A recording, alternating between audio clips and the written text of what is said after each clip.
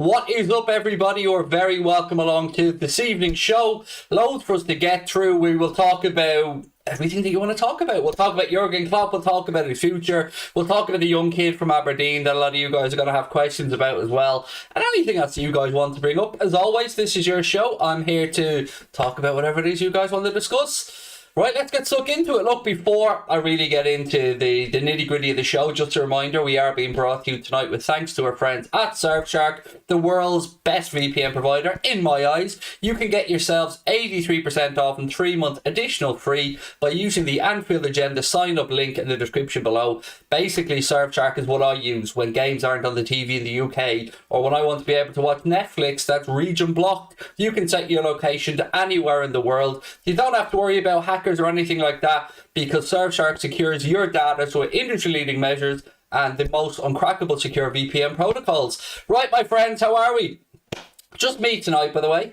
Just me tonight, so sorry if you're disappointed, but still owe me. You know, the lads have a day off. Paddy's off to Liverpool tomorrow. Chris is working away, college stuff. So it's just me and yourselves tonight, but we'll have a bit of fun. We'll have a laugh. I'm sure a lot of people are going to be, and I don't know if the word is anymore, because it's not envious, it's not worried, but I'm sure a lot of people are going to want to speak about something that's quite topical as well tonight, which is, of course, the contract situation with Erik ten Hag at Manchester United. He's agreed to become their new manager, and anything else that we want to chat about. Again, I'll hand it over to you guys. Look, Liverpool are tracking a young right-back from Aberdeen. Spoke about this the other night in the channel as well. No idea how far along the interest is. Christian Falk spoke about it. Calvin Ramsey, I believe the young man's name is. I don't know too much about him, in all honesty. I think he's 19 years of age, broke through this season. Ben Dokes has also been confirmed today at Liverpool. So, yeah, a few younger players coming through. But to me, and hence the title of tonight's stream, I really wanted to kick off a conversation around quite how important Jurgen Klopp is to the future of this football club and to, you know, keeping the level that we're at right now. I think we only need to look around to see what's happening at Manchester United, or, you know, I'm sure City fans are in the same mindset as us, that they're worried about life after Pep Guardiola. I really, of all the players and all the contract situations at the club, I really do believe the most important one of all is the managers, and I hope that we get I hope that Jurgen Klopp signs an extension that will keep him here past 2024, but I don't know. I'm a bit worried, folks, but maybe it's just looking around at what's going on at United now just makes me worried, because, you know, we've seen, I'm old enough to have lived through the cycle of Liverpool, then Manchester United being successful. Now it's coming back round to us. And maybe I'm being a bit selfish here. Maybe I'm not taking into account what a drain it is to manage. And look, it's a joy to manage a club like Liverpool, but it is a drain and a stressful occupation when you're in the hot seat like Jurgen Klopp is. You can see managers in the Premier League aging very quickly, but I still think Klopp's era has a bit of time to run. So I just wanted to throw it out there, have a conversation about it, and again, see if everybody feels the same way as I do, that no matter who else signs or who else renews, Jurgen Klopp's contract is the most important one that the club can potentially get done, because I think he's the fulcrum that everything else will kind of work off. Right, what have we got? Manchester United thrown good managers under the bus before, so I'm not worried. Yeah, and look, no single entity will solve Manchester United's problem. So Ten Hag will be a useful cog in their wheel, of course he will, but there's a big problem at Manchester United, and I won't lie, I'm loving every minute of it. I am. And I mean that in a respectful way. Like, you'll never hear me going vile, talking about Munich, talking about, you know, physical action against United players, that like that, but I do enjoy seeing them languishing. I do enjoy seeing them flopping around, looking for excuses as to why they're so bad, and player power becoming so abundant at the club. And then you look around to our side of things. You look to Anfield, you look to Jurgen Klopp and our boys, and it's all smiles, it's all hugs, and it's all quadruple talk. Isn't it just pretty good? Isn't it pretty good right now? Right, I'm just going to be interacting with the chat tonight, so anything you guys want to bang in, let me go. I keep looking at my camera because it's slightly off, so bear with me one sec, because it's bugging the shit out of me. I won't lie to you good folks, bugging the shit out of me that it wasn't straight. There we go. I'm really good today, football always, my man. Thank you for asking. I'm very good. I was really tired yesterday, but I think having a bit of a rest today, just doing the one show, hopefully is yeah, hopefully he's going to put a pep in my step. Right, what have we got in the chat? Get Ten Hag after Klopp. I don't even think Ten Hag's the right appointment for United. Like, I've been kind of outspoken in my opinion of that, but after Klopp at Liverpool, I've tried to have that thought process with myself. I've tried to sit down and think, who would I like to come in after Klopp? And I've done the Pep Linders thing, I've done the Steven Gerrard thing, I've looked to maybe Julian Nagelsmann, to who else have I looked at that I think's potential moving forward? See, I'm not on the Hansi Flick bandwagon like everybody else is. I'm still unsure about whether he'd be a good fit. I think we need a kind of young, energetic type of manager if Klopp is to move on. But I don't want to talk about Klopp moving on. I want to talk about Klopp staying. Opinion on Fabio Carvalho coming to Liverpool. It'll be a brilliant piece of business. It's going to happen. It is. I know that the Fulham manager, Marco Silva, has kind of come out and said that he's not been made aware of anything by his board. Look, we all know Fabio Carvalho will be a Liverpool player in the summer.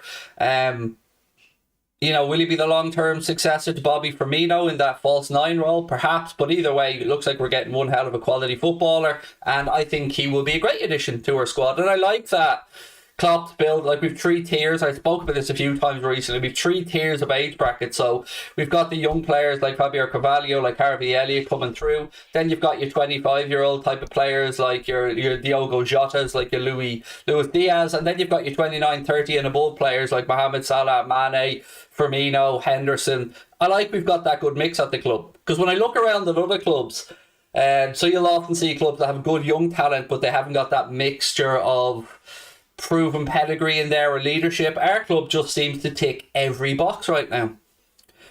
Klopp could sign again, if not maybe Stevie G, said Boom Chaka. I am genuinely petrified of the idea of Jurgen Klopp not extending his contract. And for anybody who wonders where the club stance is on this, speak to any journalists and you will hear the very same thing. FSG would stick a new contract under Jurgen Klopp's nose tomorrow if Jurgen Klopp gave the indication that he wants to carry on at the club. They're also just very respectful of the fact that they understand the toll that managing a club like Liverpool takes on a manager. Like, of course, it's not all downside. There's a lot of positive attributes, a lot of positive things that come along with being Liverpool manager. But they're very aware that Jurgen Klopp may take a break or may want to take a break. So, as soon as Klopp gives any indication, there will be a contract put there. Don't kid yourselves about that. If Jurgen Klopp decides not to renew, it'll be because he genuinely wants a break, wants to spend a little bit more time with his wife and his family, or just, needs a rest from football. It won't be because of our owners or because of the club not wanting to renew. 100% they put a contract in front of him tomorrow if he said, I want to stay. I think he will. He seems to love his time. Journalists don't really know yet. It'll depend. Yeah, nobody has a clue, mate. Nobody has a clue. And I include myself in that. I have no indication whatsoever on what Klopp will do. Haven't got a clue, but I'm praying. I'm hoping. I'm not a religious man, but I'm praying. You know where I'm going with that. KS Joker said, I'd like to see Klopp stay for at least another 5 years or more to replace this current squad as it ages. But are we being selfish here, buddy? Because let's think what do we do in 3 years' time then? So let's say he extends by 5. What do we do in another 3-4 years' time? Are we asking him to do the same stuff again? It's a difficult one. It is a difficult one. Alonso was a shout from Heirs of the Cop. He's currently managing Real Sociedad's B team. So yeah, I don't know what the plan is there for Xavi Alonso, but he's not ready to manage Liverpool yet. Not if he's going from Real Sociedad's B team. Joel, how are you, my friend? Thank you so much for the super chat, and thank you, KS Jokers, as well. Joel said, no matter how good Erik ten Hag is, he's not a threat to Klopp or Liverpool. I agree. Look, am I pissing myself laughing that United are talking about a rebuild and 200 million to spend? Yes, I absolutely am. I am loving every goddamn second of it.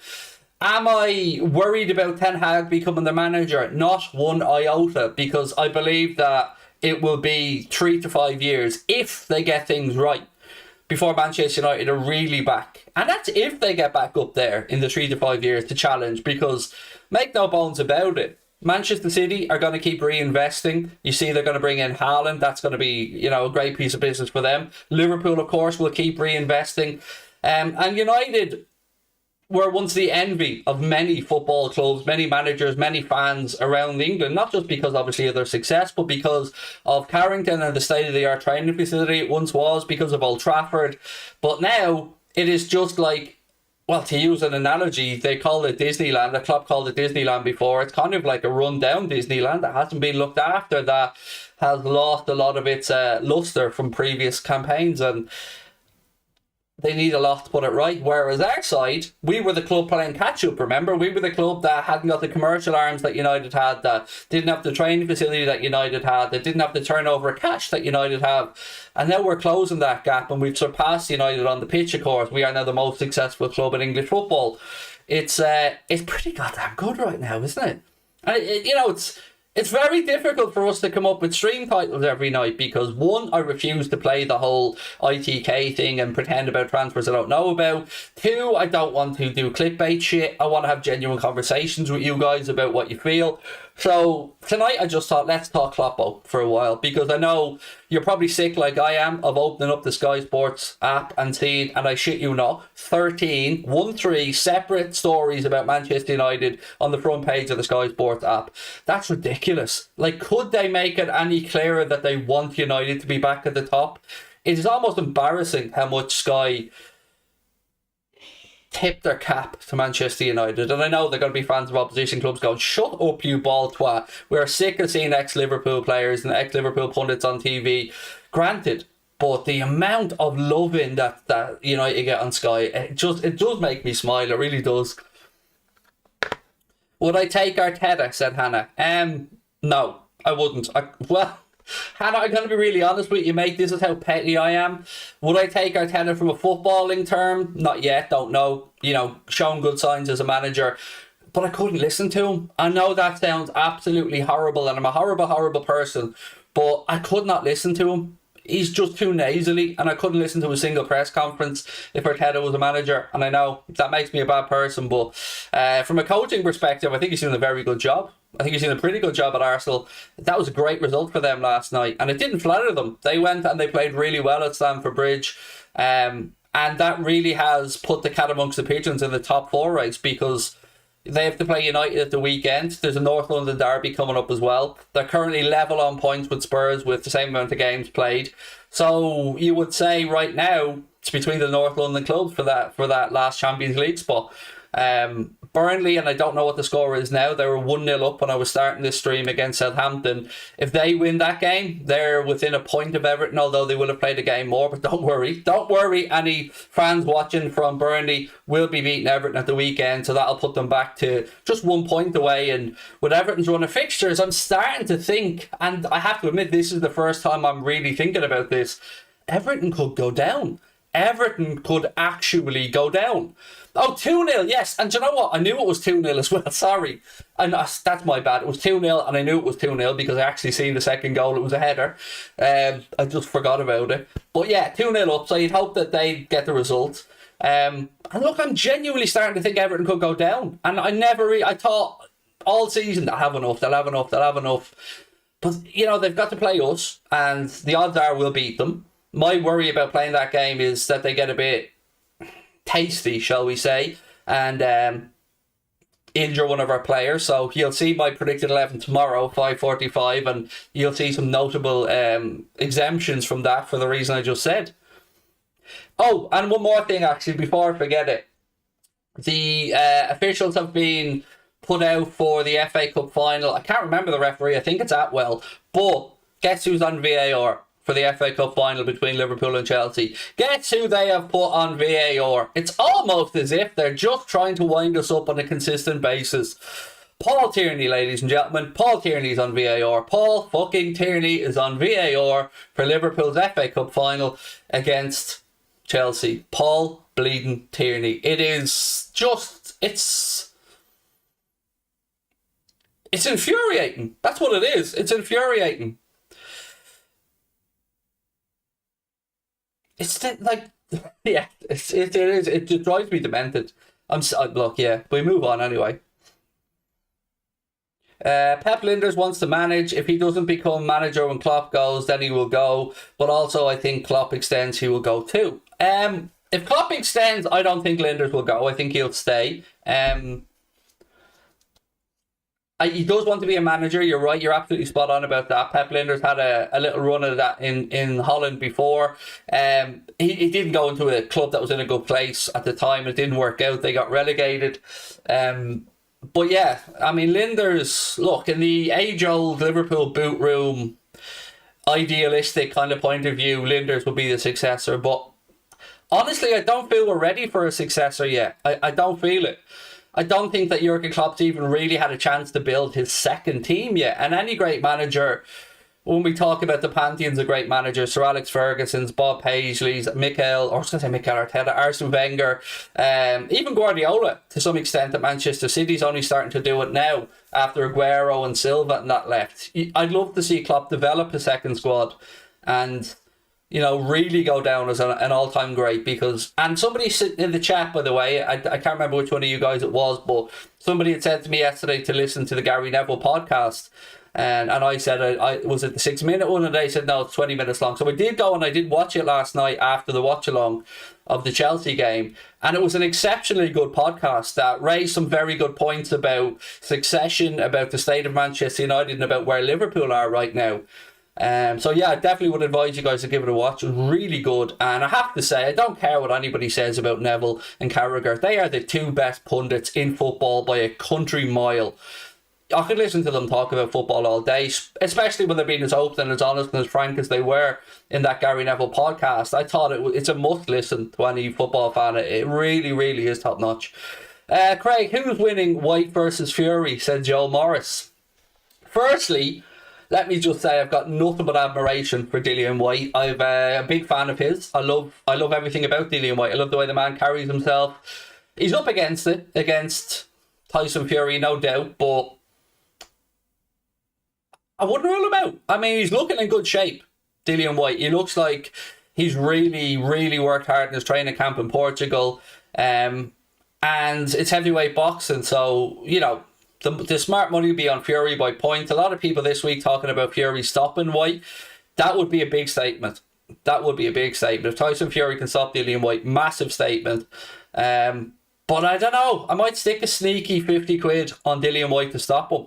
Just because it's the only value I think in it. But yeah, it'd be a good fight. But let's get back to footy. 2 years went just like that with COVID and injury. Surely he'll want to sign another contract. Yeah, that's a really good point, Cameron. And I have to be honest, mate, I didn't really think of it that way. But it's a very good point that you've raised. With those last 2 years, and look, football existed, football still played, but yeah, it's a very good point. Yeah. So yeah, let's give what he said, definitely. Luis Enrique after the Spain job, if Klopp goes, I mean, that's not a bad shout, Stephen. That's not a bad shout, you know. Love how you're getting so many super chats recently, Craig. Yeah, I didn't know if it was just me, and thank you, Stephen Porter, as well. I didn't know if it was just me, Hannah, but yeah, they do seem to have popped up a bit more lately. And again, I really did think that through last night. So anyone who watched the 6 o'clock stream yesterday with myself, Chris, and Paddy will have noticed that there was an incident with the gentleman who was sending super chats, apparently feeling like I didn't acknowledge them or appreciate them enough. I don't really know, to be honest. I'm still trying to figure it out, but I can assure you I appreciate every single one that comes in and every person that sends them. And I do take feedback seriously. So I spoke to Paddy, I spoke to my wife, I spoke to Connor last night about it, trying to gauge if I am being an arsehole, if I am acknowledging people's kindness enough. So yeah, I'm always open to feedback. So please do let me know if you feel similarly. I love Fury, but he does need humbling. Yeah, he does. He talks. Look, I love Fury as well, but he does talk a load of pony. He does. 3-0 Burnley now. Wow. Craig, did you sort that guy out that kept coming in the Twitch stream? It's a work in progress behind the scenes, mate. I've got to be very careful about what I say, of course. And by this, I don't mean any threatening behaviour or anything like that, but I do want to report him. I do want to show him and others that there is consequences to your actions online and you can't just go and troll somebody's dead parents. So I'm working on it. Almost at 140k subs. I know, I'm extremely happy right now. Saying that to Sabrina yesterday. Life's good in every aspect right now. Obviously, I'm a fat shite, and that needs to be sorted out. And when Krispy Kreme open up in Tesco, where I live today, that's not going to help the waistline, because I'm already looking at a box of 12 over there now. And I won't lie to you, I'm going to make sweet music with those donuts later on. But yeah, life's good. Life's good. Right, what do we got? I wanted this to be a bit more of an old school stream where we just sit, chat, have a bit of fun. You know, people will be coming in thinking there may be contract news maybe from the title. And look, my point is, this is just what I think is the most important. So right now we're looking at a situation where Salah and Mane are the most likely next players to renew contracts at Liverpool, or at least be offered renew contracts at Liverpool. But it's just got me thinking with everything that's gone on with other managers at other clubs, with Dyche being sacked by Burnley this week, with United appointing Ten Hag, and with how their players didn't even show up against us. Like, that was a disgrace. Like, a disgrace. Even, again, Neville talking about it. He played against some pretty average Liverpool teams over the years. But he knew he was always in for a game when he played Liverpool. He knew whoever put that live bird on their chest was going to run, going to, work for the fans, going to play their hearts out. And these United players, they're a disgrace. Quite frankly, they're a disgrace. Now, what I will say is, whomever sent that bomb threat to Harry Maguire, I hope they get the full extent of the law brought down upon them, because we cannot have that. That is not normal behaviour. And this goes beyond football. This is just psychopath shit. Like, whoever thinks that a centre-back playing bad in football deserves to have a bomb threat sent to them, I mean, Jesus, I don't know what goes through your head to think that way. How confident would you be that Haaland is going to City? 95%. Now, I don't know anything other than what's been reported in the media about Haaland and City. But, just looking at Pep Guardiola when he's been questioned about it and refusing to talk about it. And I've heard even from some other journalists, I think I read a piece, maybe it was The Athletic, that said that the package that's going to bring Erling Haaland to Manchester City is going to total 200 million when you take into account the transfer fee of 75 million euro, which is about 66 million pound, the fees to his agents and wages, all that kind of stuff, which just, again, it's an obscene amount of money. Respect to the crowd for the Ronaldo gesture, 100% D-Mac. And you know what? It didn't surprise me one bit that Liverpool fans were that way around the gesture. I expect nothing different from Liverpool fans, but it was a shame, and I didn't hear it at the time. But I've since read about it, and I've read the statements from Liverpool and Manchester United. It was a crying shame the way certain sections of the Manchester United fan base that attended that game acted towards Hillsborough. And look, before the whataboutery starts, and I know it's going to start in the comments and stuff, people are going to say, as if Liverpool fans haven't mocked Munich, blah, blah. They're scumbags as well. Whataboutery doesn't work with me. Anybody who behaves in this way are animals. They are scumbags, and they don't belong in a football stadium, and they don't belong as part of our fan bases in this sport, United, Liverpool aside. But more needs to be done about it, because I'm sick of it. I'm sick to death of seeing Hillsborough taunts. Like, you don't need me to remind you what happened. You don't need to remind you what the families have been through. You don't need me to remind you about the fight that those families had to clear the names of some of their loved ones and to get justice. I don't know how anybody thinks that that's worth mocking. I don't get it. But I know I don't want that to do with you, and I know any sensible human being won't want that to do with you, and it isn't banter, and it isn't just football talk. You're a fucking scumbag if you act in that way. End of conversation. Do you think Bobby will extend his contract? I don't, Doyler. I don't, mate, but I wouldn't mind it. Now, you know me, I'm a Bobby propagandist, but looking at the situation now, you would say the smart money is that Bobby will be the one that may be allowed to run his contract down and move on. But then again, we may have said that Sadio was most likely to move on a few weeks ago. And maybe we as fans can be, and I of course include myself in this, can be a little bit petulant at times about stuff like that. But when I heard the other day that Sadio Mane is going to be offered a new contract by Liverpool, my first question was, is it going to be, a proper offer? Like, is it going to be a box-ticking exercise of, well, we offered him a new contract? Or is he actually going to be offered improved terms that reflect the impact and the role he's played in Liverpool's success? And I hope it's the latter. Who's your 11 for the FA Cup final? Oh, yeah, okay, why not? Let's have a bit of fun with it.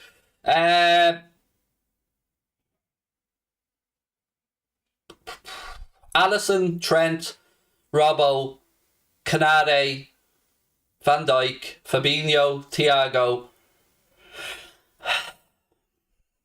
Henderson, Diaz, Mane, Salah. That's probably my 11 for the FA Cup final. I think Henderson should play in that game because I think it's a game that will suit Henderson. I don't think if we played Manchester City, like if we played City in the Champions League final, I don't know if I'd have Henderson starting, but I wouldn't this game. I think Chelsea will be a game that will be more suited to Henderson's attributes. So yeah, that's probably where I'd be. Who's the ref for the final? I think it's Atwell. I think it's Stuart Atwell, Hannah. I could be wrong. I just know that the VAR is Tierney, but I think it might be Atwell. Oh, it's Pawson. Sorry, Craig Pawson. Thank you. There you go, Craig Pawson. Thank you, DJ. Monster Man said Keita. Yeah, look, that was the decision for me. Would I go with Keita or would I go with Henderson? And I think Henderson for the FA Cup final. We still need to play Villarreal. Oh God, I know, Bobby. I know, mate. And whilst I'm not taking Villarreal for granted, I'm also not going to be silly and just pander to say, well, you don't know, we should be beating Villarreal. We should be beating them over two legs. Yeah, we just should. Like, it's a factual thing. We should be beating them. We're a better team than Villarreal. Oh, sorry, just watching there. Aubameyang pulls one just wide for Barcelona. They're 1-0 up, by the way, if anyone's interested, against Real Sociedad. Shimikas against Everton. Yeah, I was so tempted to go with Costas when I was sending Connor my predicted 11 for this game. But you know what? I might go. I'd be intrigued to see Costas play against Villarreal at home, because I think when Villarreal come to Anfield, they're going to play on the counter a lot. They're a very good, well-drilled, compact team under Unai Emery, and I think they'll be looking to stifle us at Anfield. And I believe we would have more joy with Costa Simicas down the left-hand side against a team like that, because Robbo has a particular style that these days involves him cutting inside a lot, and I think Costa's taking chances around the outside could be what's needed against Villarreal. But look, we'll talk about that when it gets a bit closer. Does anybody think Everton have any chance of upsetting us, by the way, on Sunday? Anyone, like even opposition fans, because I wasn't arrogant going into the United game, but I didn't feel like they were going to get at him from it. But with Everton, I'm only concerned about injuries. That's it. Like, I'm only concerned about Richarlison getting a cob on and foul one of our players, or something along those lines. I'm not worried about them from a footballing context, because they're absolutely dog shit, and they are. Like, they really, really are terrible. So, yeah. I'll give you a little sneak preview. Thiago isn't going to be in my predicted 11 to play against Everton. I don't want them near the fucking pitch. Don't want them anywhere near the pitch, because Thiago needs to be wrapped in cotton wool for the FA Cup final, for the games against Villarreal, and for the rest of the league run in. I don't want them playing against Everton. I just don't. And I'm glad to see Thiago getting the praise that I think he should get at the moment. I'm glad to see there was a piece from Caoimhe O'Neill in The Athletic that spoke in glowing terms about Thiago's impact and how well he played. He is... Don't let anybody of opposition fans fool you about this, but don't let them put doubts in your head. What you are seeing from that man on a football field is ridiculous. It is beautiful. It is poetic. It is a style of football that we may never see again because he's a very unique talent, much like Xavi Alonso was in his own way, and Steven Gerrard had his driving run forward and his style of play. Thiago Alcantara has a range of passing and body movement that is unparalleled for me. You know, I think he even surprises some of our own players with the range of passing and some of the balls he's able to pull out of positions where, you know, you're looking at it and you're thinking there's 3-4 options there, but then he'll find one that none of us have seen. He is absolutely phenomenal, and I've never understood the doubts about him. I've never understood why anybody was overly concerned with his injury record. We all knew when Thiago came in, he wasn't going to play 50 games a season. But if you get him fit for those 25, 30 games, you can see what he can do. It's no coincidence to me that Bayern Munich won the Champions League when Thiago was fit, firing and, you know, playing a full pelt. He was the driving force behind that. And of course with Lewandowski up top as well. But, God, he's good. Fuck me, he's good. Thiago's been our best player of recent, said Pantonics. Thiago is the GOAT, said Bobby Dazzler. Craig, I'm in two minds. Premier League or Champions League, what do you think, said Owen O'Regan. Every year, Owen, I would say 100% Champions League. But with the way the Premier League has gone and the chasing down of Manchester City, it would feel extremely satisfying for Liverpool to win the Premier League this year. Extremely satisfying. Which one is more likely? I would probably say the Champions League. But yeah, it would be very, very satisfying for Liverpool to win the Premier League this year. But it's possible that we win both. It genuinely is possible. You know, I know a lot of Liverpool fans, and I can understand why, are looking at Manchester City and going, they're going to win all their league games. They're going to win the last 6 league games. They disposed of Brighton fairly handily in the second half last night, and they're going to win them all. I don't buy into that. I don't see that in this Manchester City team. I don't see the same momentum that they built up and that they had in the year that they beat us to the title by a point. I don't see it. I see a team that are sometimes lacking in their execution of Guardiola's plans, and sometimes get a little bit stifled and a little bit what's the word I'm looking for, frustrated, I suppose, whereas we have the momentum this time. And I think there's twists to go. I really, really do. I think both clubs will drop points before the season's over. It's just a matter of what way that drop points work out. And for the first time ever, I really am starting to look at the goal difference, because, you know, if City lose and we draw a game, then we could be on goal difference. And, you know, they banged in 3 against Brighton. We obviously scored 4 against United.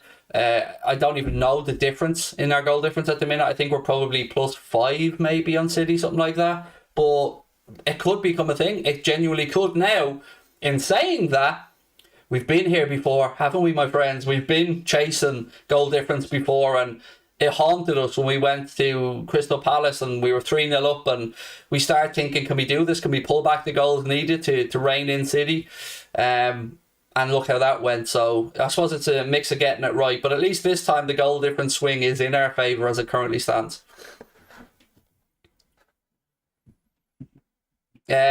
Liverpool 33 said, Craig, in the Champions League final, I want Real Madrid versus Liverpool. So do I, 100%. I won't lie, I'd be petrified to play Manchester City. Not because I think they'll beat us, because I'd be petrified about the potential of losing a Champions League final and being the team that allowed isn't the right word, but being the team that enabled City to win the European Cup. Yeah, that wouldn't sit well with me. Be easier to take if we were to win the Premier League, of course, but I really don't want them or PSG ever lifting the European Cup. What are your thoughts on Liverpool linked with Leipzig midfielder Lamer? Again, I don't think it's any accident that we're consistently linked with players from Leipzig, with the style of football they play. There's only one midfielder on the radar for me, Jude Bellingham. That's the only name I want to hear. Anything other than that, and it's second best, really. It is. It has to be Bellingham. Yeah, it has to be. I'm sorry, it has to be Bellingham for me. And I know I'm pig-headed about this, and I know I'm probably setting myself up for heartbreak down the line. But if you're looking at City going out and getting Haaland, and United bringing in Ten Hag, and look, they're going to spend money. They're going to go out there and try and attract talent into their club. We have to do the same, but we have to be clever about it. And yes, he will cost a lot of money, and yes, it'll probably be a club record transfer fee. But you are getting a player who, let's say it's even a year down the line when we sign Bellingham. You were getting a player that will be, what then, 19, 20 years of age, already established in European football, already an established international, homegrown. There's just a lot of boxes to tick. So I just don't know. I don't know what way the midfield situation is going to pan out at the minute, because I don't think we need many forwards. Actually, I don't think we need any forwards if Mane and Salah sign new contracts. I think with them, Jota, okay, Origi's moving on, but we are bringing in Carvalho, and I think we're probably going to see Bobby Firmino kept for another year. And in that year, don't forget, we will have a chance then to see Cade Gordon develop a little bit more and see if he's ready to be, in and amongst the 5 or 6 forwards at Liverpool for the season after. So, yeah, there's a lot of moving pieces, and I think we are at a point now where we should probably be looking to freshen up our midfield a bit. I would agree with that. It's just who moves on, how much we get, how much we have to play with regards to attracting a midfielder. And if it isn't Bellingham, then who would it be? I know people have said Tchouaméni before. I still think he ends up at Chelsea, in all honesty. I don't know why. I've always had it in my head he ends up there. Bellingham is the one I want. Gavi has been a name that has been linked to us, of course, and while he doesn't sign on with Barcelona, that's always going to be an option. I don't know.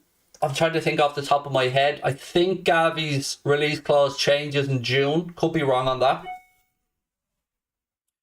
There is no evidence Jurgen will extend. Discuss. Well, I can't argue. JPGR. There is no evidence to say Jurgen Klopp will extend. Absolutely none.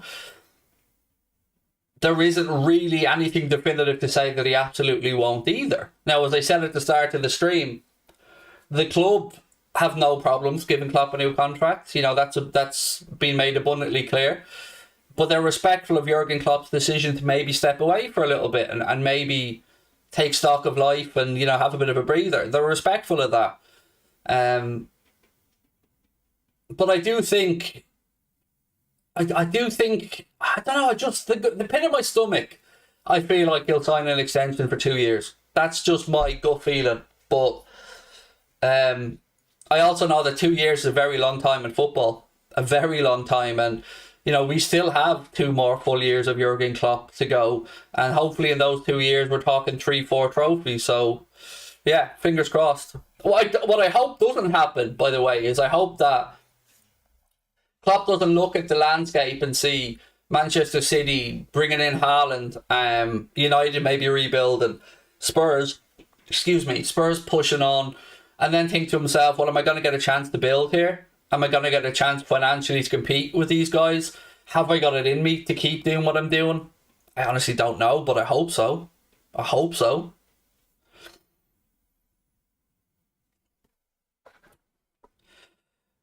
I think he will extend, said Bobby, as long as the board is supporting him. Yeah, and look, I think they have supported him, to be fair. There's nothing wrong with the club being run in a financially responsible way, as long as we're able to compete. And so far, so good in that regard. Yes, we haven't been able to go out and buy £100 million hairband player to sit on the sidelines, or we're not able to look to go drop 100 million on Harry Kane just to go and try and win the Champions League, which, City also tried to do, or we're not able to go and spend and spunk 80 million quid on a centre-back that's worth no more than 15 million. But, we've got to be canny and clever, and they've been phenomenal, absolutely phenomenal about how they've gone about it. Hendo's new role will be Fabinho's backup. Could be. I think Hendo's new role will be 30 games a season and not all of them to start. I see Jordan Henderson's role becoming very much James Milner's role. If Klopp extends his contract, I want him to win lots of trophies. Well, that would be the point, yes. That would be the point. On Mane, can we bring the conversation to Mane for a little quick sec? Because I got to speak about it with Paddy and Chris last night, but I didn't really get to speak about it with you guys. So, what are we thinking right now about Sadio Mane's situation at Liverpool? You know, there's talk that he's going to be offered a new deal, which I think we'd all be happy with. But do we think he will sign it? That's kind of where I want to go with this.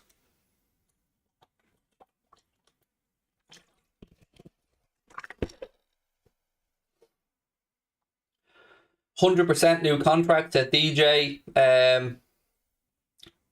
JPGR, thank you for the super chat, buddy, but you didn't actually comment in. So if you want to throw one in, I'll keep an eye out. Who would you prefer as next captain? So I have like 3 players in my head, depending on, like, Jordan Henderson's going to be the club captain no matter what. Like, even if he's not playing every week, he's going to be the club captain. And I'm absolutely sound with that. Hendo should be the club captain. He's our leader. If his playing time is reduced, still won't change his impact on the dressing room, still won't impact the media duties and stuff that he has to do. For me, Trent, Van Dijk,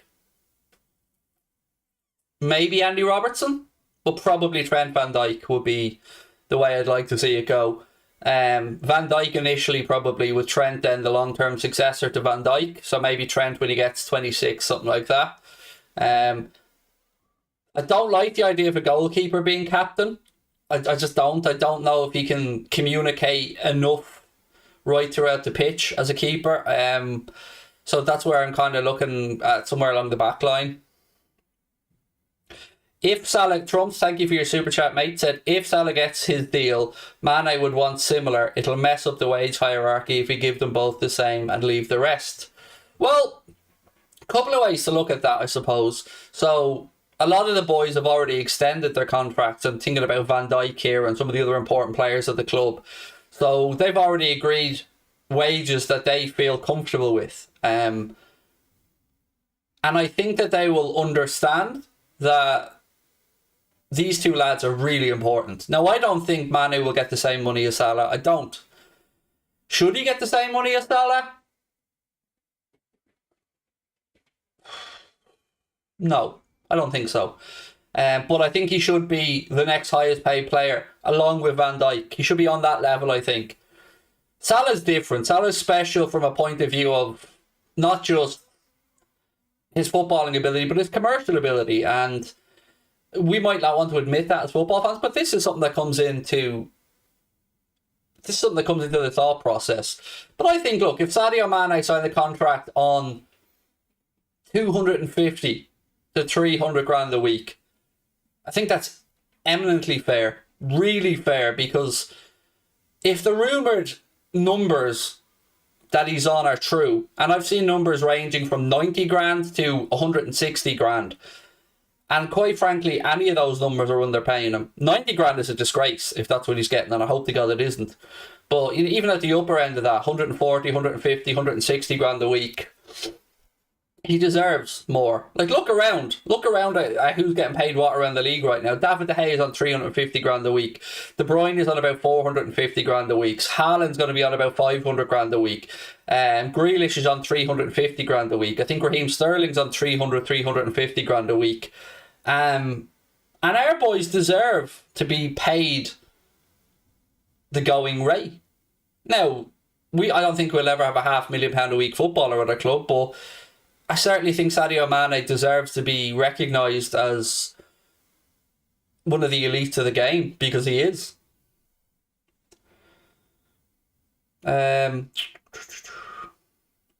Contract length is more important than everything else, said Media Centre Man. Yes and no. Like, there's 2 ways to look at contract length. The first way would be, obviously, you're securing a player's services for 3, 4, 5 years, but there's also protecting the value somewhat. So let's say Liverpool gave Sadio Mane a 4-year deal, and that would bring Sadio through till he's 33, 34. Well, if in 2 years' time things aren't working out, or Sadio Mane is no longer a nailed on starter every week. Let's say Diogo Jota, Luis Diaz, or maybe Carvalho's broken through. Maybe Kate Gordon comes into the team, or Elliot. You know where I'm going with this. But at least Liverpool then have an option to recoup some money for Sadio Mane or Mohamed Salah or whoever we're talking about here. So length of contract is important to some extent, but you don't want to overcommit either. Mane gets 5.2 million, which is what, 5.20 grand a week is a million, so 100 grand a week, 110, 120. That's just nowhere near enough. I know that sounds ridiculous coming from a normal human being that doesn't ever would be very happy to get what these guys get in a week in a year, but he deserves more. He does. And I have to say, and look, you go back and watch me say this previously, I genuinely think Sadio Mane has every right to be a bit pissed off with the situation he's in at Liverpool, because he's looking at Liverpool and Liverpool fans, us included of course here on the channel, all making a big fuss about the Mohamed Salah situation and how, the club cannot let him go and how, give the man what he wants, all this kind of stuff. But, a lot of us have overlooked the importance of Sadio and the role he's played, and the fact that he's also a senior pro of the club. So I think he deserves a bit of a fuss made about him in a positive sense. Where's Harvey Elliott? I've been asking the same question, Sonny. Is anybody else a little bit not concerned? That's probably not the right word. Is anybody else a little bit flummoxed about what's going on with Harvey Elliott? Because it's not unusual, as I keep saying, for a young footballer to break into the first team and then get some time away. Managers often do it. When Curtis Jones was brought through again, you seen him, he disappeared for a while, played under 23s, to refocus them, to kind of not let it get to their head and to keep their feet in the ground. But I genuinely don't know what's going on with Harvey Elliott. Some people have suggested it could have been because of some social media activity. Hope not, because I haven't seen anything from Harvey Elliott that I think he needs to be pulled up on from a social media perspective. Now, of course, all players, particularly young players, are going to need to be coached in what they can and can't say, how it reflects on the club, all this kind of stuff. But he seems like a good lad, Harvey. Like, his heart is always in the right place. You've seen the gesture when he dislocated his ankle, giving the young lad the shirt, and I've seen many more instances of Harvey Elliott just being a really, really good young lad. So I hope it isn't anything about that, because we know Klopp doesn't take fools or doesn't suffer fools gladly. If you aren't towing the line, if you aren't, just look at Mamadou Sakho as an example. He was binned off. The Flair thing, is that where we are in the world? Like, that Flair thing to me, like, he didn't throw the flare on the pitch. He hadn't got the flare in his sock and pull it out and ignite it. It was thrown onto the pitch and he grabbed it. Do we need to make a fuss about that? Are we removing any type of emotion from football? Because, let's be honest, we all fucking loved it. We all loved seeing it. Every single one of us loved seeing it. So, I don't know. But I hope he's back soon, because I love seeing Harvey play football. Comments about how good he treats his missus. I think he said, again, I'm paraphrasing, but I think he said something like, I've had the one missus for the last year now, and I treat her fine. Something like that, which, yeah, like, these lads aren't robots. These are still young men that are going to want to flex. They're going to want to enjoy their lives. They're going to want to show their nice moments with their significant others or with their families, and I don't want to over-police either. Like, they're young men. They're living their lives. He's not out in the pub drinking. He's not crashing his car. He's not coming home late from nightclubs. He's not pictured in a casino. You got to keep these things in perspective. He said, I treat him well, unlike some. Well, yeah, he's fucking every right to say that. Because let's make no bones about it. He was talking about Greenwood. We know he was talking about Greenwood. And should we not be allowed to speak up as human beings about stuff like that? Should he not be allowed to say that what has been shown that's happened there is disgusting and that women deserve to be treated better than that? Frankly, if he was my son, I'd be proud of him speaking up like that. Man United have Eric Ten Hag. Brilliant. Couldn't care less. Like I didn't care when they had the last 3-4 managers, Mourinho, Moyes. Don't care. Couldn't care. Don't care. I don't want to hear that Ten Hag is the fucking love child of Pep Guardiola and Jurgen Klopp, or that is the reincarnation of Sir Alex Ferguson. Don't care. Don't care. You'll fail. You'll burn miserably. Your club is in an absolute state right now.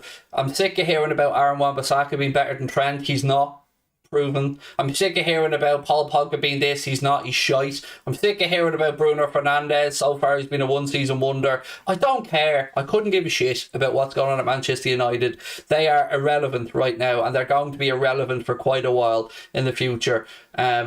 I'm fucking sick of the whole media and the world wanting United so badly to be back at the top of English football. They don't deserve to be. They don't deserve to be, because the club's been run shambolically. And even at that, they've still somehow managed to blag their way into the Champions League a couple of times, because they have enough financial clout that they can pay for top class players. But they haven't got a soul at the minute. They haven't got a heart at the club. And that's one thing Manchester United always had in spades. They always had players at that club that fought and cared, and these bunch don't. So what Neville said is right. They need to remove player power. They need to make it about the manager, and they need to make it about the club and not about the individuals. No more fucking piano introductions. No more Pogba nonsense. All that stuff that Neville said is spot on. United got ahead of themselves. They lost the run of themselves, and they tried to make the players bigger than the individual brand or the club or the manager. Manager should be the figurehead. Manager should be the most important person. United should say to Ten Hag, come in, rip this kit to shreds, throw out all these prima donnas who aren't arse playing for their shirt. If we have to suffer 150 million losses in the transfer market to get rid of these absolute frauds, so be it. Or else it's just not going to work. That's it. It's just not going to work if they don't do that. Can you say you're worried they'll come back, though? No, look, they'll come back at some point, because football is cyclical in that way. You know, they'll be back challenging at some point in the future. Yeah, of course they will. It might take them longer than it should have, but they will. But we will be far, far, far, far, far off into the distance when that happens. And they will be playing catch up with us for hopefully league titles and for certainly for European Cups, because, you know, still playing catch up there. Ideal midfield signing apart from Bellingham.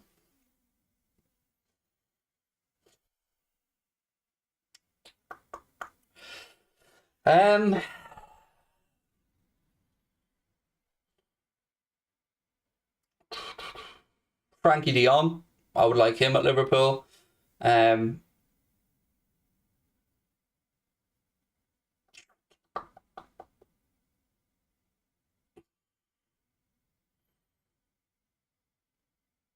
wouldn't have minded the kid from Ajax, but, you know, he's represented by somebody that we won't do business with. Barella is a really good shout as well. I'm a big fan of Barella at Inter Milan.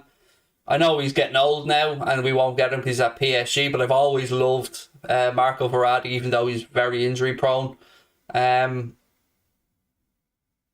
gonna kind of be a bit like Kloppo in this one. Yeah, Gravenberch was the guy I was talking about from Ajax, mate, but he's represented by Raiola, so won't happen. I'm gonna be a bit Kloppo-ish in this, in that I don't have a B, a C, a D on my list. My list is Jude Bellingham. That's my list. Darwin Núñez said Omzi with regards to Liverpool. There's something about the kid, definitely. There's something about Darwin Núñez that is that lets you think there's a player in there, but I don't think we will pay what is rumoured to be the 113 million pound fee to get him out of the club. Tielemans isn't good enough to come in now and really do what we need to do at Liverpool. He's a good footballer, but he's not the right footballer that we need. But somebody at 25 million will get himself a decent player with Yuri Tielemans. He's just not what we need. And I don't think he's the age bracket we need. I think we do need a slightly younger midfielder. Somebody no older than 23, I would say, right now. Even maybe younger. Maybe 21, 22. Gavi, I love Gavi. But if I'm being really honest, I think Gavi should stay at Barcelona. He's 17 years of age. Much like Haaland, I think Haaland shouldn't have moved to the Premier League until maybe now. I think he's definitely needed the time at Dortmund. I think it would be just rushing Gavi. I think for his own development, if I was representing Gavi, I would say to him, look, 5-year contract to Barcelona, get what you can, but I think it's the right move. And that's why I kind of went for De Jong when I spoke about midfielders, because Frankie de Jong has come on leaps and bounds since Xavi's come into Barcelona, and if Pedri's there, if Gavi's there, and if they're bringing through other young talents, then I don't know, maybe there wouldn't be a space for Frankie de Jong, and maybe they'd look at Frankie de Jong as somebody who they could cash in on and help the rebuild of Barcelona. And if that was the case, I'd love us to be all over it, because I really rate Frankie de Jong as a footballer. He's wonderful. And imagine Frankie de Jong learning from Thiago.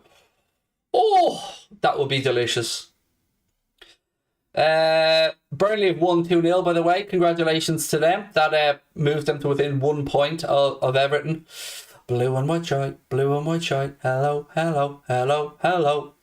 Oh, God, they might actually go down. Imagine they go down and the Bramley Apple Pie in the Sky Stadium is a championship stadium. Oh. We signed Fabio Carvalho, so I don't know if we'll get any other midfielders. Carvalho most likely won't be used as a midfielder for us, though, mate. Not from what I've been reading, anyway. I know he's a 10 kind of a Fulham, I think. But for us, it looks like he'll be another Bobby Firmino type of player. Oh, I actually don't know, Rehan. Is De Jong a Raiola client? I genuinely don't know who represents Frankie de Jong.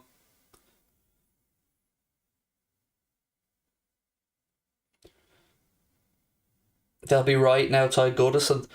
But they got what they wanted. This is the thing, Stephen. Like, the Everton fans got what they wanted. They wanted Lampard. They got him. So, you know. How good is Carvalho? You don't want to overhype any young player.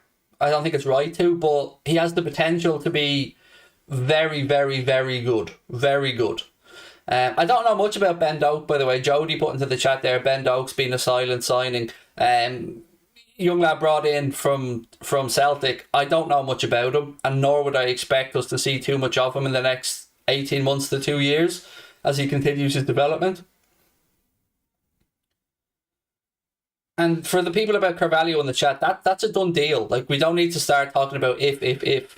I know Fulham, will keep their cards close to their chests, and Fabio or Marco Silva says he doesn't know of any definite deal. He's coming to Liverpool in the summer. It's don't worry about that.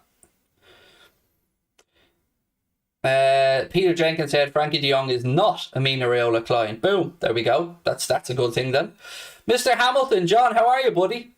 It was said to me recently that if Everton go down, it will be the first time out of the top flight. Yes, Everton are one of the few clubs that have never left the top flight, John. Obviously Liverpool weren't in the top flight all the time, but yeah, I think Everton, maybe Arsenal. I can't remember if Arsenal are the other one, but there's a couple I think that haven't ever been outside the top tier. And I thought I'd have more sympathy for Everton in this predicament. I genuinely did, because look, I get dogs abuse off Everton fans because I give it back to them, and that's alright, I don't mind that, but I thought I'd feel like the sense of the greater good for the city of Liverpool, but I don't. The more it comes close, the more I think, fuck them, let them go down. I'm just sick of their antics. I really am. It's just constant, like, just that little fucking annoying barking dog that won't go away. So yeah, they go down. Their own fault, their own mismanagement. Yeah, it is what it is. I have sympathy for the city of Liverpool, of course, because, Everton brings in tourism to the city. Having two top tier clubs in the Premier League is a good feather in the cap for the city of Liverpool, of course. But they're not an easy team to like. They're just not. Like, even as a rival, like, I look at United and I have that respect. But I think deep down, there's a lot of genuine animosity towards Liverpool from Evertonians. And look, Hillsborough aside, where, that was a city thing. That was the city. That was the Scousers being vilified, and lovely to see everybody coming together for that. And, I'd expect no less of the Scousers because they're amazing people. But, yeah, I don't know. They really don't like us. Craig's head is as shiny as usual. I shaved it earlier on, mate, just before the stream. Wanted it to be fresh for you. Fresh and clean. Honest opinion on Haaland to City, said Owen O'Regan. Owen said he's shitting it.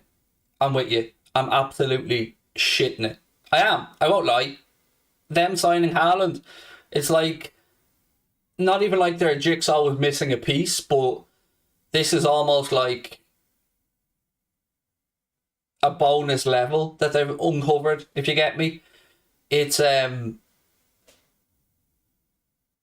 it's worrying.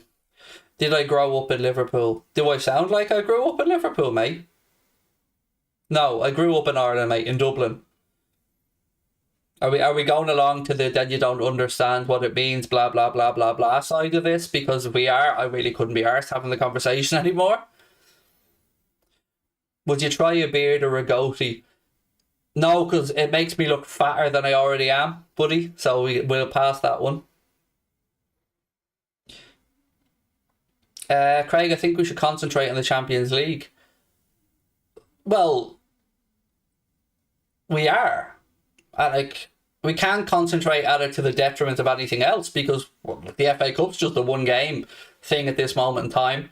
The league games, we're playing twice a week between now and the end of the season. So I don't like putting our eggs in any basket, and I'm not even thinking about individual trophies yet, to be honest. I'm just enjoying the journey, because I don't know how this is going to play out. I don't know how the season's going to go. I don't know if we end up with 4 trophies, 1 trophy, 2 trophies. But I know I don't want to be scared of it. And I know I don't want to find this last few weeks nerve-wracking or sickening. I want to live in the moment, and I want to enjoy it, and I want to experience it, and I want to live and breathe it, and I want to appreciate it, because I know it won't last forever. So whatever happens, happens. But I'm not scared. Like, don't be scared of success. And the lads certainly won't be. But it's weird, because we look at it and we're all like, so nervous about this. And I've said it as well about being petrified about losing the Champions League to City. But we're there. You know what I mean? We're there. We're fighting for the league title, and we are in a very good position. Opinions on Man City versus Brighton. Exactly as we expected. Brighton are a decent side, but they have very little about them going forward. Manchester City are a very good team that sometimes don't score early in games and struggle and break teams down the second half, or they can go in and score early. And City won the game 3-0. Once it went to 1-0, that was it in my eyes. If I'm looking at Manchester City's fixtures and hoping for a bit of a headache, I'm hoping maybe Wolves, Aston Villa, West Ham, perhaps.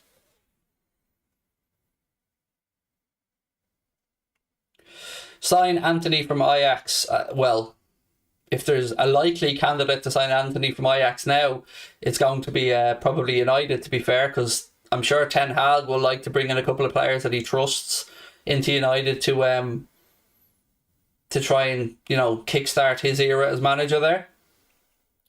Do you think Everton will go down? I think they'll stay up by a point. But they have a worse run of fixtures. than Burnley do off the top of my head. But I don't know. It's so tough because if you ask me where they're getting them points from, I don't know. And Burnley do seem to have the bit between their teeth now, and that's a good win today against Southampton, like a good win. So, yeah. Look, I think if Burnley go past them at any point, that's it. If Burnley can get ahead of Everton, I think that's it. Everton are gone. But whilst they can continue to just keep that little gap there, I think Everton will eke it out. Craig, you ain't fat, mate. I am. I absolutely am, Trump. Thank you so much, mate, for your really kind super chat and your very, very lovely sentiments. But I am, man. I put on about 2 stone over lockdown and I really want to lose it. You look like you've lost a bit over time. No, definitely put it on, mate. Definitely. Hope we batter everybody, even though we don't win anymore. The boys can hold their heads high and do it again. Absolutely. Absolutely, mate.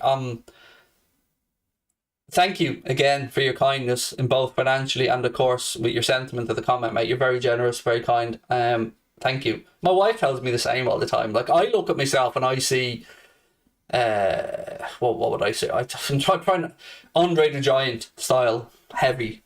My wife thinks that I have this warped image, but thank you, mate. Appreciate it. Keane said, love the content, mate. Mate, not half as much as I like doing it. I don't know what it is lately. I'm in a really good rhythm, a really good place. The channel's doing really well. I love the lads we have involved in it. The Twitch situation has been brilliant for us. Our TikTok is absolutely flying. We've had about 9,000 followers this week on TikTok. I think last check we're at 75,000 on TikTok. Just about to hit 10,000 on Twitch, 136,000 here on YouTube, and views are growing all the time. People are coming, and what makes me feel happiest is to see people just speaking about the community and speaking about the kindness of others in the chat. Yeah, I know I keep saying it, and I know you're fucking sick of me, and people call me a drama queen and all this shit, but this means a lot to me that we are together in this. We are in this together, and that people believe in me and people like my story and people appreciate me as a person and people genuinely wish good on others in our community. Means a lot. Means a lot. Means a lot. Like, I don't get it. I don't get it. I've never gotten it. I'm me. I'm just a normal dude, but I'm so happy right now with life. And so proud of all of you as well. Extremely proud. Where do you think we should strengthen in the summer? I like the right back thing. I like that we're looking at a right back. Don't know what'll happen with Nico Williams. I think the club and Nico don't want a loan. Whether he goes to Fulham full-time or not, that remains to be seen. He'll want to secure a place in obviously Wales, thinking ahead of a possible World Cup place. So yeah, maybe a right back to help Trent out. I say a midfielder, but I say it knowing that I don't think we can get Bellingham this summer. So I do think midfield, and then look, the forwards. I think we'll wait and see what happens with Mane and Salah, because I think Diaz coming in was a summer transfer, so that's probably our forward signing. Yeah, look, other than that, do we move on Oxlade-Chamberlain? What happens with Naby Keita's contract? Of course, both of them are in the same boat as Salah, Mane and Firmino with 1 year left at the end of this season. Honestly, I don't think we need much. Really, I don't. We do need to take over the midfield in the long term, but I know Klopp will have a plan for that. So yeah, look, I think we're almost complete. It's mad, like, but honestly, I think we're almost complete. David said, you've lost a stone in weight. Nice one, David. Well done. Congratulations, dude. Fair play. As I said to you earlier on in the stream, big problem for me now with regards to the weight is wife came home from doing a bit of a supermarket shop today and she walked in with a big 12 box of Krispy Kreme donuts and told me that Krispy Kreme are now in our local Tesco, and that's me fucked, because I tell you what, they're different level donuts. Them Krispy Kreme motherfuckers are different level donuts. What do we think on Curtis Jones? Good, DMAC put in a good point there about Curtis Jones might go. What do we think about that? Do we think Curtis Jones should go out on loan? Because look, I don't want to sell the lad, but has he progressed enough this season? I mean, he's played over 50 games for Liverpool now. Some people have said to me he's still living off that Everton game. I don't think he is. But I will admit that I don't think, and I don't think Klopp would say this publicly, but I don't think Klopp would be happy with how Curtis Jones was pushed on this year. Like, it's a difficult time right now for Curtis Jones at Liverpool. I know Paddy has the opinion that if he wasn't a Scouser, he'd probably be out the door already. I don't know if that's true or not, but I do think that he's kind of treading water at the minute. What else we got? Craig, can we bring Goldbridge on here and rip him? No. I won't be asking Goldbridge to come on for another video again after being ghosted this week. Which is fine. Look, I understand he's busy. Of course I do. But, it doesn't take much to send a message. So, yeah, no. I don't think I'm going to bring on any opposition fans going forward. I don't think we need to. And I know that's a similar thing that I think Mark's done in the United Stand as well. I am working on a name for something at the minute, though. So, I need your help on something, actually. And by the way, let me just put this out there. That I've no hard feelings towards Mark in any way, shape or form. I like Mark. He's a lovely lad.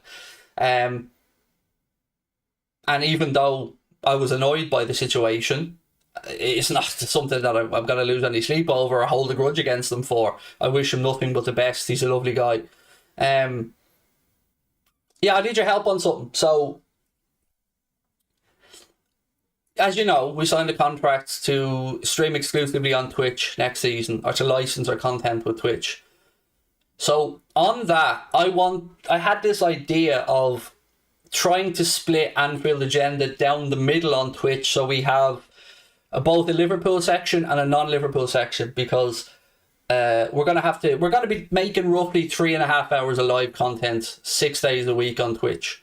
So I need an idea. Originally, the idea was going to be, obviously, Anfield Agenda is the Liverpool stuff. The channel will be called Anfield Agenda, and we were going to go with Mundo Sporto for the non-Liverpool games, but Connor likes the idea of keeping the agenda phrase. So our working title at the minute is what was it you went with earlier on? Match Day Agenda for non-Liverpool games. But basically I need you to help me spitball ideas here. I need some ideas of something to go ahead of agenda that screams football. So, like, if we roll this out in the future, if we had boxing, obviously we could have the boxing agenda, or if we had NFL, we could have the NFL agenda, or yada, yada, yada. I need something for non-Liverpool watch-alongs. Something that, it'll be under our banner, it'll be on the same channel, but I want to differentiate the channel. Match Day Agenda is kind of where we're at the minute, yeah.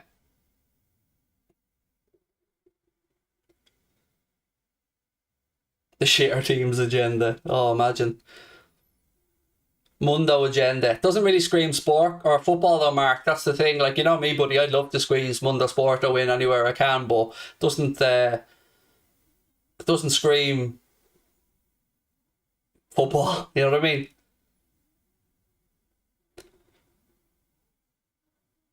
Big Boys Agenda.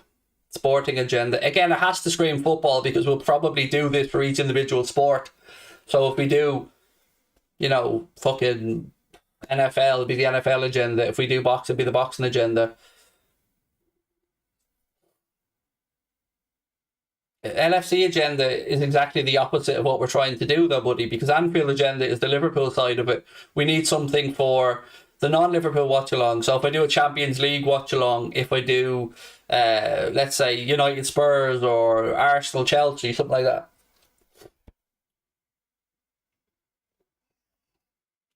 Football Agenda seems to be the top one so far. Match of the Agenda.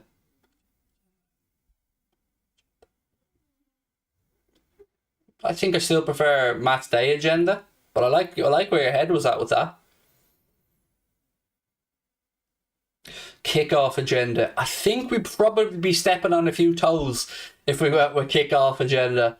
90-minute agenda was another one that I was thinking about, but of course I don't want to step on anyone's toes because they're brands that are already established. And yeah, so we won't be robbing the kick-off for 90 minutes, that's for sure. Match day, like, do we like match day agenda? Can I put that one out there? Like, give me a thumbs up if you think match day agenda is a good one. Or the big match agenda, or... Yeah.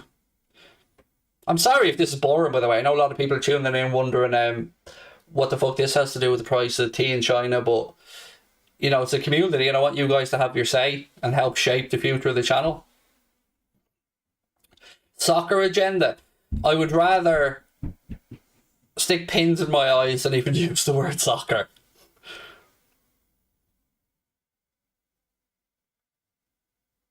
Pit side agenda. Yeah. Do we need agenda? Yeah, Connor wants to stay on that branding. So if we go off into other things, he wants to keep using agenda as our brand. Matchroom agenda. Yeah, Eddie Hearn would love that one. Oh, he'd love that one. How are you, Eddie? Yeah, we're just using the matchroom, mate. Don't mind us. Quadruple agenda. Yes, Michael. Banter United agenda. Defo match watch along agenda. Mutual agenda. Backroom agenda. Sexy unit agenda. Boom. Sideline agenda. Sideline agenda. Dugout agenda. It's not, doesn't really roll off the tongue. Live sport agenda. Sidemen agenda. There you go, yeah. Sidemen agenda. What could possibly go wrong? Anyway, appreciate that, folks. Any questions before we finish up, by the way? Yeah, anything you guys want to lash into the chat or anything you want to bring up before we finish up, because I'm going to start bringing the stream to a close. So look, over the course of the weekend, Paddy's going to be in Liverpool for the Liverpool Everton game. Chris is going to be in Liverpool for the Liverpool Everton game as well. So it'll just be yours truly over the weekend for the watch alongs and stuff. I think Chris will be joining me tomorrow night actually for stream. Myself and Chris will be on at 8:45 tomorrow. I'll be live on YouTube tomorrow at 5:45 for the Everton preview, predicted 11 score predictions, that kind of stuff as well. And again, to everyone that's come across, give us a follow on Twitch. Thank you so much. I hope to see you on YouTube as well tomorrow. What else have we got? Yeah, I think that's about it really. Again, to our sponsors, Surfshark, thank you for your continued support.